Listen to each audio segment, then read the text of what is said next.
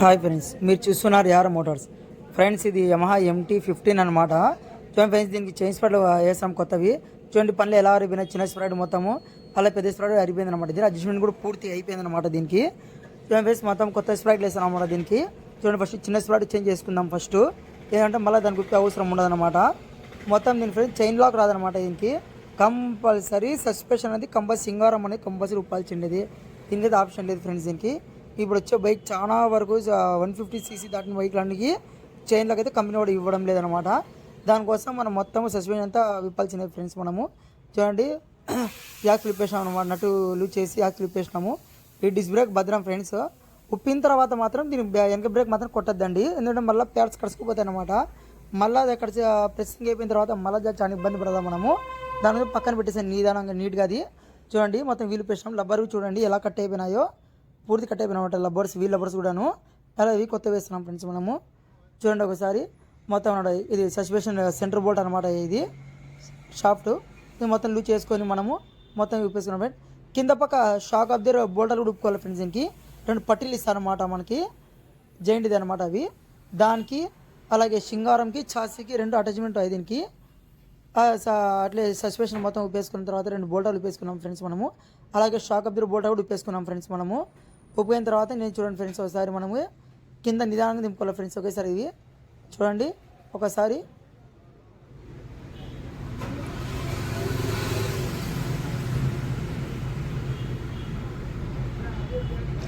అలా ఉప్పిన తర్వాత నేను మొత్తం స్టేజ్ పక్కన పెట్టాము ఫ్రెండ్స్ మనము.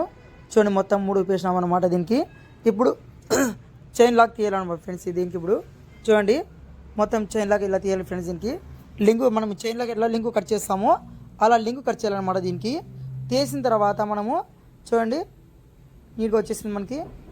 అలాగే కొత్త చైన్ ఫిట్ చేసుకోవాలి ఫ్రెండ్స్. దీనికి చూడండి చైన్ కిట్లో ఏమేమి వస్తాయో ఒకసారి చెక్ చేద్దాం ఫ్రెండ్స్ మనము.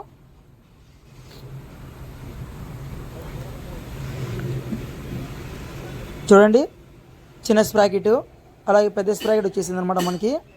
అలాగే చైను, దీనికి చైన్ లబ్బర్ సపరేట్ ఫ్రెండ్స్ లాక్. దీనికి దానిలో లాక్ మాత్రం రాదనమాట.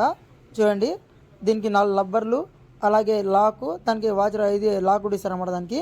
చూడండి ఇది మొత్తం కిట్ అనమాట. అలాగే వీల్ లబ్బర్సు అలాగే మొత్తం కొత్త వేసాను ఫ్రెండ్స్. దీనికి చూడండి లాక్ చేసామన్నమాట పూర్తిగా. దీనికి ఇంకా ఇది కూడా చూసుకోవాలి ఫ్రెండ్స్. మనకి చైన్ లాక్ కొట్టిన తర్వాత మనం ఫ్రీ ఉండాలన్నమాట మొత్తము. చూడండి కొత్త స్ప్రే కూడా వేసేసినాం ఫ్రెండ్స్. ఇది మొత్తం ఊపేసిన తర్వాత బొల్లగా ఉందన్నమాట మన దగ్గర. దానివల్ల సగం పని అది చేస్తుంది అనమాట మనకి. చూడండి మొత్తం నీట్గా ఉప్పేసుకున్న తర్వాత మనము కొత్త స్ప్రాకెట్ అని ఫిట్ చేస్తున్నాం ఫ్రెండ్స్. ఇది చూడండి కొత్త ఫ్రై ఫిట్ చేసాం అనమాట.